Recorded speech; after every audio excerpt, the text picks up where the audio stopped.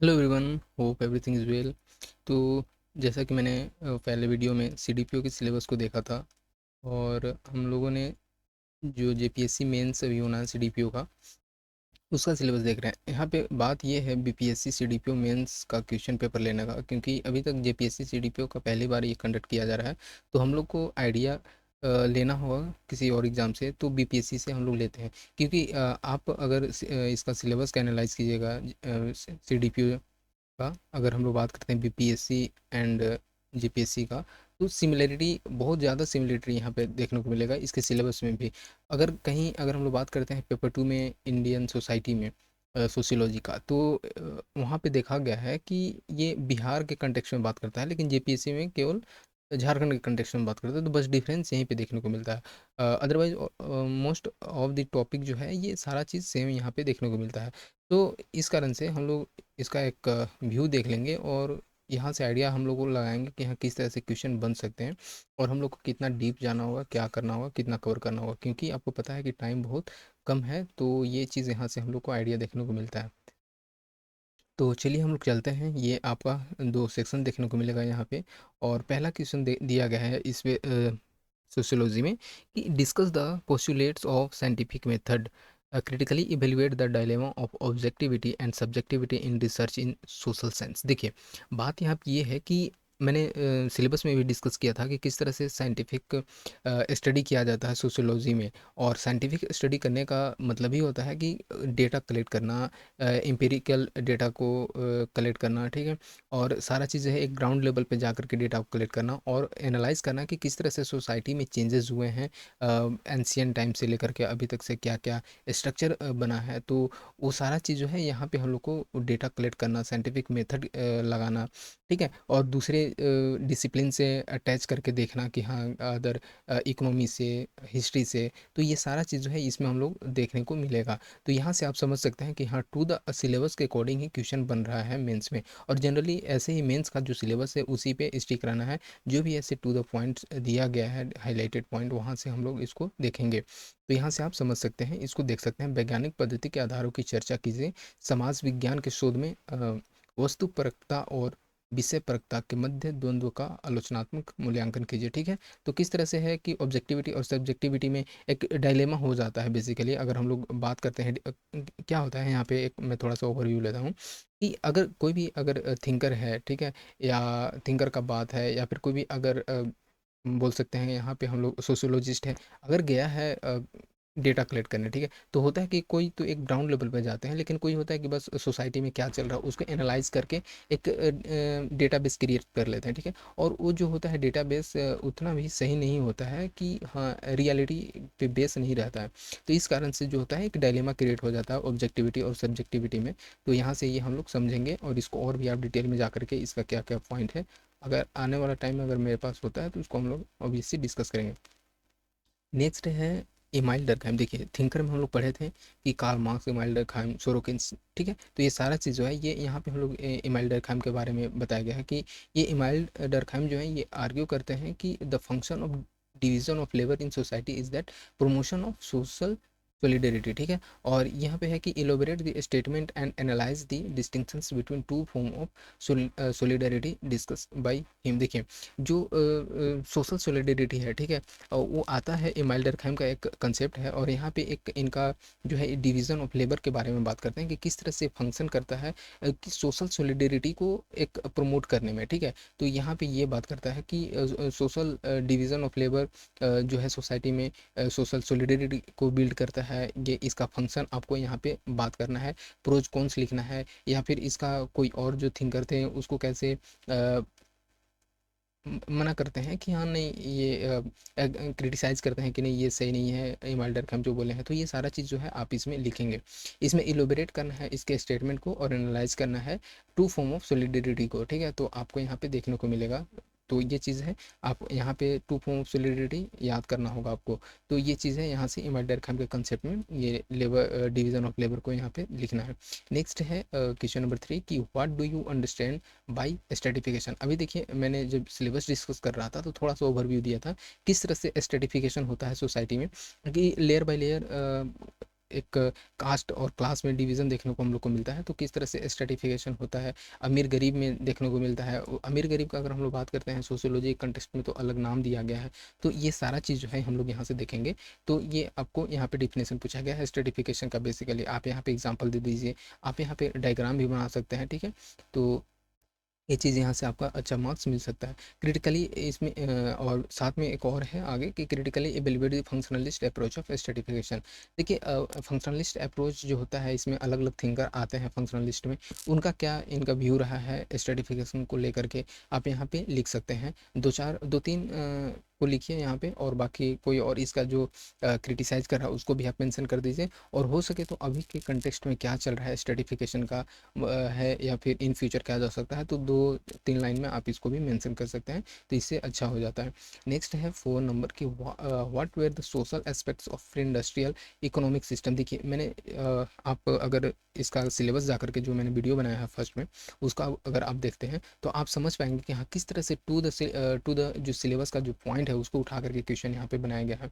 तो यहाँ पे ये पूछा जा रहा है कि प्री इंडस्ट्रियल इकोनॉमिक सिस्टम के कंटेक्स्ट में अभी जो है सोशल एस्पेक्ट्स कैसा था और अभी कैसा चल रहा है, तो इस चीज़ के बारे में डिफाइन करना है, इस चीज़ के बारे में यहाँ पे एनालाइज करना है। और how has the process of industrialization impacted the social dimensions of division of labour. देखिए अभी 2 बार डिवीजन ऑफ लेबर आ गया, और यहाँ पे डिवीजन ऑफ लेबर जो है हम लोगों ने फर्स्ट में देखा इमाइल डॉट कॉम के केस में, और यहाँ पे है कि सोशल डिवीजन जो है यहाँ पे डिवीजन ऑफ लेबर में ये किस तरह से प्री इंडस्ट्रियल और अभी जो बाद में जो पोस्ट इंडस्ट्रियल टाइम है वो किस तरह से यहाँ पे डिफरेंस क्रिएट करता है, किस तरह से डिस्टिंक्शंस यहाँ पे देखने को मिलता है, उसको अच्छे से एनालाइज करना है। आप यहाँ पे मेंशन कर सकते हैं कार्ल मार्क्स को लेकर के कि किस तरह से उनका लेबर फोर्स के बारे में बात करते हैं, ठीक है, तो यहाँ पे ये लिख सकते हैं। नेक्स्ट है what are the main agencies of political socialization. देखिए हम लोगों ने पॉलिटिकल ऑर्गेनाइजेशन में देखा था सिलेबस में भी अच्छे से कि पॉलिटिकल ऑर्गेनाइजेशन में और ब्यूरोक्रेसी यहाँ पे देखने को मिलता है, self help group, voluntary group देखने को मिलता है, ठीक है।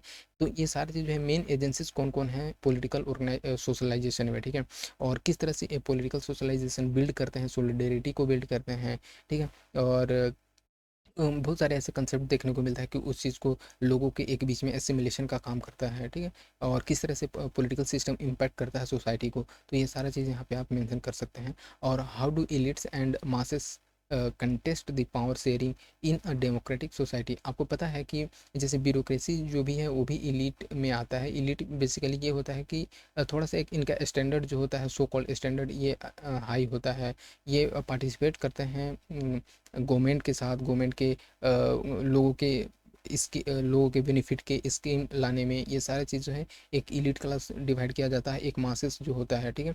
जैसे कि अगर हम लोग बात करते हैं एंशियंट टाइम में बोला जाता था किंग एंड सब्जेक्ट, ठीक है, जो किंग तो किंग हो गया, राजा हो गया, बाकी जो अदर प्रजा रहते थे उनको सब्जेक्ट बोला जाता था। तो ये सारा चीज़ जो है इस तरह से यहाँ पे देखने को मिलेगा, और ये पॉलिटिकल सोशलाइजेशन को लिखना है, और साथ ही साथ इलीट और मासेस का बीच में जो पावर शेयरिंग होता है डेमोक्रेटिक सिस्टम में किस तरह से वर्क करता है। जैसे अगर हम लोग बात करते हैं यहाँ पे इलेक्शन होता है, ठीक है, इलेक्ट किए जाते हैं मेंबर, तो ये सारा चीज़ जो यहाँ से होता है।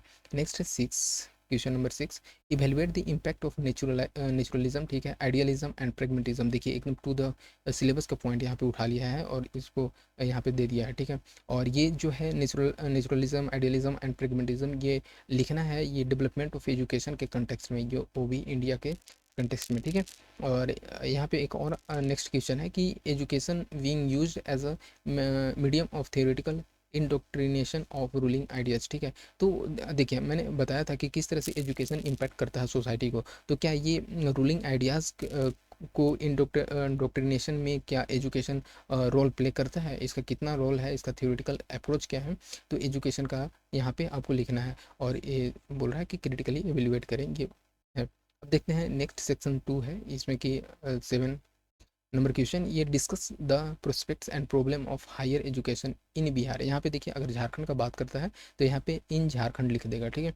And what are the cause of educational backwardness in Jharkhand, ठीक है। तो इस तरह से क्वेश्चन फ्रेम किया जा सकता है, ठीक है।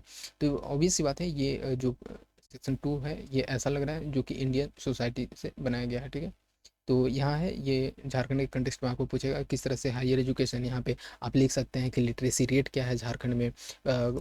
आप यहाँ पे डिवाइड कर सकते हैं कि ट्राइब्स में कितना है एजुकेशन का रेट, वीमेन में कितना है, मेन में कितना है। तो ये सारा चीज़ यहाँ पे लिख सकते हैं। किस तरह से एजुकेशन जो है इम्पेक्ट करता है सेक्स रेशियो पे, किस तरह से पॉपुलेशन को इंक्रीज़ करने में करता है। अगर एक होता है कि मेंटेन रहता है पॉपुलेशन या एजुकेशन अच्छे से दिया जाता है, तो किस तरह से पॉपुलेशन को भी एक इंक्रीज़ या डिक्रीज़ करने में इनका रोल रहता है। तो ये सारा चीज़ जो है, क्योंकि एजुकेशन का ओवरऑल बहुत ज़्यादा इसका इम्पैक्ट देखने को मिलता है। इकोनॉमी पे भी अच्छा इम्पैक्ट देखने को मिलता है, सोशल लाइफ पे अच्छा इम्पैक्ट देखने को मिलता है, लाइफ स्टैंडर्ड पे अच्छा इम्पैक्ट देखने को मिलता है। तो ये सारा चीज़ जो है यहाँ से हम लोग समझ सकते हैं। नेक्स्ट है question number 8, highlight the emerging trend of caste class nexus in rural India. Obvious सी बात है, थोड़ा सा कास्ट क्लास नेक्सस और यहाँ पे स्ट्रेटिफिकेशन का भी थोड़ा सा कंसेप्ट आ जाता है। तो यहाँ पे ये आपको जाति वर्ग गठजोड़ में, और देखिए यहाँ पे अगर हम लोग कास्ट क्लास नेक्सस का अगर बात करते हैं तो एग्जांपल आप दे सकते हैं पॉलिटिकल सिस्टम में, किस तरह से पॉलिटिकल ऑर्गेनाइजेशन में अभी हो ही रहा है कि कास्ट पॉलिटिक्स देखने को मिल रहा है इंडिया में तेज़ी से। तो इस चीज़ को आप यहाँ पे मेंशन कर सकते हैं, तो यहाँ पे बताना है।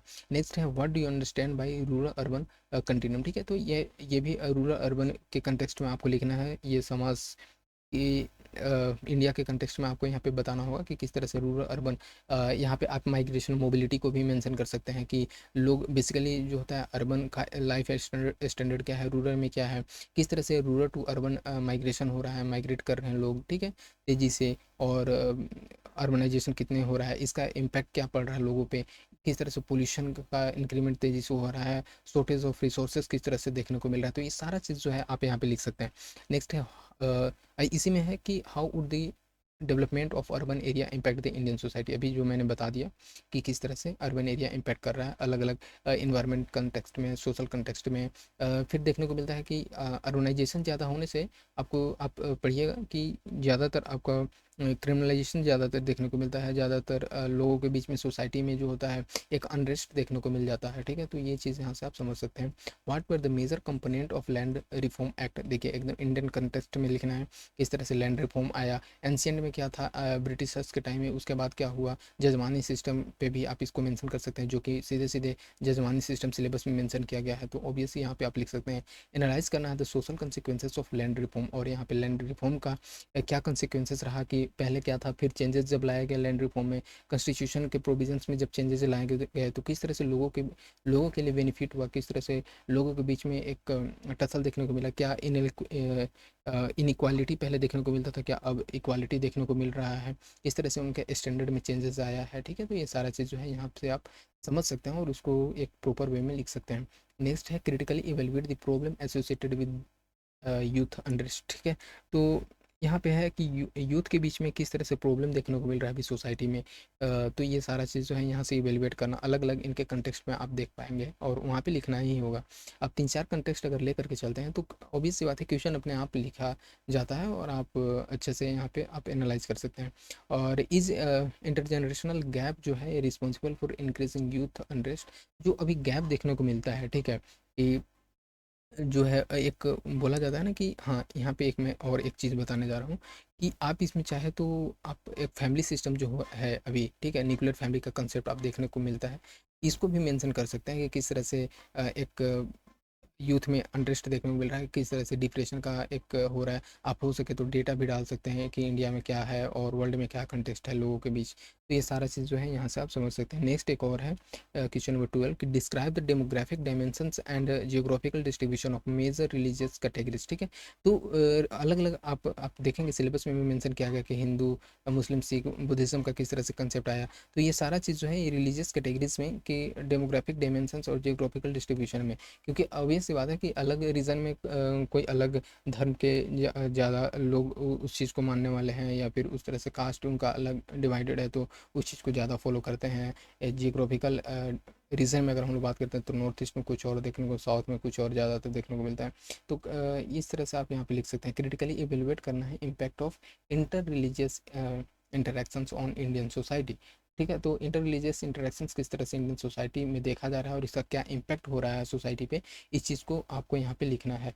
तो ऑब्वियस सी बात है, अगर आप अच्छे से इसको पढ़ते हैं, आप अच्छे से इसका एग्जाम्पल क्रिएट किए हुए हैं, अभी क्या रोल चल रहा है, आप न्यूज़पेपर पढ़ रहे होंगे तो आप देख रहे होंगे क्या इंडिया के कंटेक्स्ट में क्या क्या अभी चल रहे हैं, सोसाइटी में क्या समस्याएं हैं, लोग किसके पीछे क्या कर रहे हैं। तो ये सारा चीज़ जो है आप इसको और अच्छे से सोशोलॉजी को लिख सकते हैं। और सोशोलॉजी बेसिकली आप इसमें डायग्राम भी कहीं कहीं बना सकते हैं, एक दो डायग्राम। तो एग्जामिनर जो होता है वो समझता है कि हाँ थोड़ा सा अच्छा है। तो चलिए, होप कि आपको ये अच्छा लगा होगा।